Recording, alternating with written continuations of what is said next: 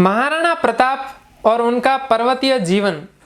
देखिए, राजस्थान के इतिहास की एक पुस्तक है जिसका नाम है राजस्थान का इतिहास।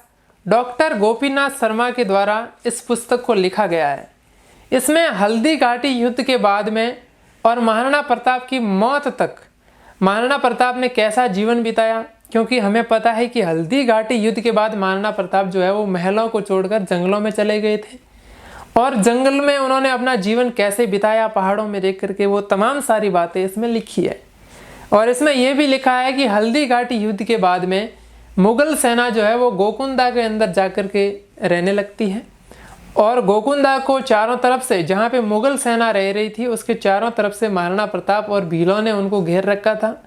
और मुगलों की स्थिति ऐसी हो गई थी कि मुगल जो है वो अपने ही घोड़े और जो ऊंट थे उनको काट करके खाने लगे थे जीवन जीने के लिए। ऐसी स्थिति बना ली थी मुगलों की महाराणा प्रताप ने हल्दी घाटी युद्ध के बाद में। तो इस किताब के अंदर क्या लिखा है आपको बोल करके बताता हूँ कि इस किताब में क्या लिखा है।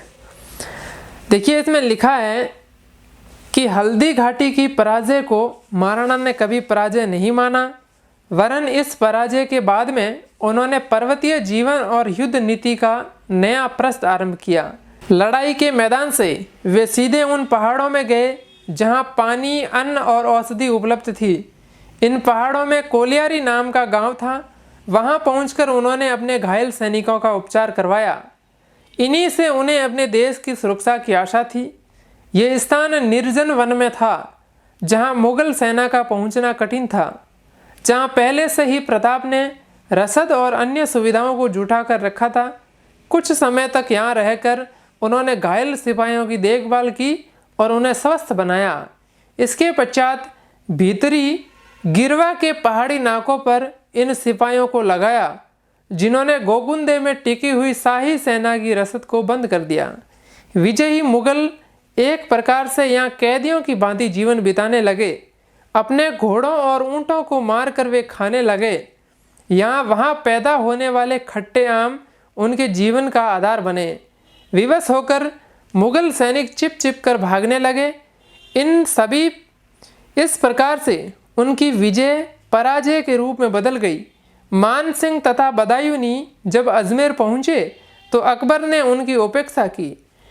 ये इस बात का प्रमाण है कि प्रताप की पर्वतीय नीति ने मुगलों की नीति को विफल बना दिया था। मुगलों को गोकुंदे से निकालने से ही महाराणा प्रताप संतुष्ट नहीं थे। उन्होंने महाराणा कुंभा की नीति पर अधिक बल दिया। उन्होंने कुंभलगढ़ से लगाकर सहाड़ा तक के तथा गोडवाल से लेकर आसीन और भैंसरोटगढ़ के पर्वतीय नाकों पर भीलों की विश्वस्त पालों को बसा दिया, जो दिन रात मेवाड़ की चौकसी करते थे और देखते थे कि शत्रु किसी भी भाग से भीतर न घुसे। इन भीलों के जत्थों के साथ अन्य सैनिक भी थे जो मुगलों को मेवाड़ में घुसने से रोकते थे। इस संपूर्ण व्यवस्था को सफल बनाने के लिए महाराणा को राजप्रसाद के जीवन से तिलांजलि देनी पड़ी। वे पहाड़ी कंदरों और जंगलों में अपने परिवार के साथ घुसने लगे। जीवन की असुविधाओं और कठिनाइयों को उन्होंने अपने जीवन का अंग बना लिया। कभी वे एक पहाड़ी पर थे तो कभी दूसरी पहाड़ी पर। ये मुगलों से छिपने की विधि न थी, एक युद्ध नीति थी, एक युद्ध पद्धति थी जिसने भविष्य में होने वाले मुगल हमलों को विफल बना दिया। इस पद्धति में जमकर लड़ाई करने से कोई महत्व नहीं दिया जाता था। फल ये हुआ कि मुगल जो मैदानी लड़ाई में अभ्यस्त थे, इस प्रणाली के साथ अपना कदम न मिला सके। यही कारण था कि कुतुबुद्दीन खां, भगवान दास, मिर्जा खां, हासिम खां, शाहबाज खां आदि मुगल सेना अध्यक्ष जो उत्तरोत्तर मेवाड़ की ओर भेजे गए, मेवाड़ विजय में सफल न हो सके। यहाँ तक कि अकबर स्वयं गोकुंदे आया और इधर उधर राणा की तलाश करने में लगा रहा, परंतु अपने प्रयत्नों में विफल होकर गुजरात की ओर निकल गया। महाराणा की सफलता केवल नाकेबंदी के कारण ही नहीं थी। उन्होंने अपने पर्वतीय जीवन में स्थानीय जन समुदाय को अच्छा संबंध स्थापित कर लिया था। महाराणा के कठिन व्रत से और कष्टपूर्ण जीवन बिताने से लोगों को बड़ी प्रेरणा मिली। वे महाराणा के आत्मीय बन गए और हर प्रकार से उनको सहयोग देने लगे।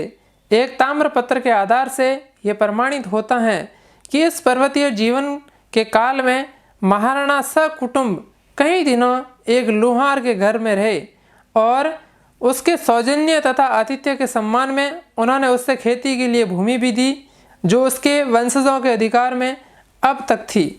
इस पर्वतीय जीवन के काल में महाराणा ने वे स्थान जो उनके आदेश से खाली कर दिए गए थे, जहां शत्रुओं द्वारा बड़ी हानि पहुंची थी या जिन्हें अग्नि का ग्रास बना दिया गया था, उन्हें फिर से आबाद किया गया। उदाहरणार्थ पिपली, ढोलान, टिक्कड़ आदि गांव जो उजड़ गए थे उन्हें फिर से बसाया गया। लोगों को नई जमीन दी गई, जमीन के नए पट्टे बना दिए गए और पुराने पट्टे जो जल गए थे या लुप्त हो गए थे उनको पुण्य मान्यता दी गई। इस नीति व प्रयत्नों को सफल बनाने के लिए प्रताप पहाड़ी इलाकों में ही रहते थे। उदयपुर को राजधानी बनाकर यहाँ मोती नगरी के राज प्रसादों में प्रताप नहीं रहे। उन्होंने जनता के आराम के लिए अपने आराम की परवाह न की। उन्हें पर्वतीय जीवन से एक प्रकार से मोह हो गया था। इस प्रकार की व्यवस्था से मेवाड़ का जनजीवन व्यापार, वाणिज्य आदि साधारण स्थिति पर पहुंच गए थे। मुगलों के हमलों की प्रगति भी क्रमश शिथिल होती गई थी। इस प्रकार जब मेवाड़ की हालात सुधरती चली गई, प्रताप ने शहाड़ा के जिलों में एक पर्वतीय भाग जिसमें राठौड़ रहते थे, जैसे छप्पन का इलाका कहते हैं, लूणा चावंडिया को परास्त कर अपने अधिकार में लिया। ये भाग चारों ओर ऊंची पर्वतमाला से घिरा हुआ था, जिसमें घने जंगल तथा पर्वत घाटियां और नाकों का बाहुल्य था। सन 1585 ईस्वी में महाराणा प्रताप ने इस भाग में स्थित चावंड नामक एक पहाड़ी कस्बे को अपनी राजधानी बनाया। उनके जीवन काल तक ही नहीं वरन उनके सुपुत्र अमर सिंह के राज्यकाल में 1615 ईस्वी तक चावंड मेवाड़ की राजधानी रहा। यहाँ प्रताप ने अपने महलों का निर्माण करवाया। उसके आसपास सामंतों की हवेलियाँ बनवाई। महलों के खंडर आज भी बताते हैं कि उनमें विलासिता या वैभव का कोई दिखावा नहीं रखा गया था। उसकी बनावट में सरल जीवन तथा सुरक्षा के साधनों को प्रधानता दी गई थी। जगह जगह मोर्चों की सुविधाएं निकालकर भागने की व्यवस्था और सादगी पर अधिक बल दिया गया था। जो आसपास के मकानों के भग्नावशेष दिखाई देते हैं उनमें मिट्टी, पत्थर, बांस आदि का प्रयोग स्पष्ट है। खुले चबूतरे, गुड़साल, आंगन आदि इन मकानों के मुख्य भाग थे। उन्हें ऊंची नीची भूमि पर अनिश्चित रूप से मकान बना दिया गया था। राजप्रसाद तथा हवेलियों के खंडहरों को देखने से प्रतीत होता है कि शासक तथा अधिकारी वर्ग के मकानों में कोई विशेष अंतर नहीं था। यदि कोई अंतर था तो वह उसके आकार मात्र में था। प्रताप का अंतिम जीवन भी इसी पर्वतीय भाग में समाप्त हुआ। चावंड से 1.5 मील के अंतर पर बांडोली गांव के पास एक छोटे नाले के तट पर महाराणा प्रताप का दाह संस्कार हुआ, जहां पर एक स्मारक बनवाया गया है। आज ये स्मारक एक बांध के गर्भ में है। बड़े प्रयत्नों के बाद ये स्मारक पानी से ऊपर उठाया गया है, जो उस निर्भीक स्वतंत्रता के पुजारी की हमें याद दिलाता है, जिसने पर्वतीय जीवन बिताकर तथा कठोरता का हंसकर सामना कर अपने देश के मान और मर्यादा की रक्षा की। तो इस प्रकार का कुछ जीवन था महाराणा प्रताप का।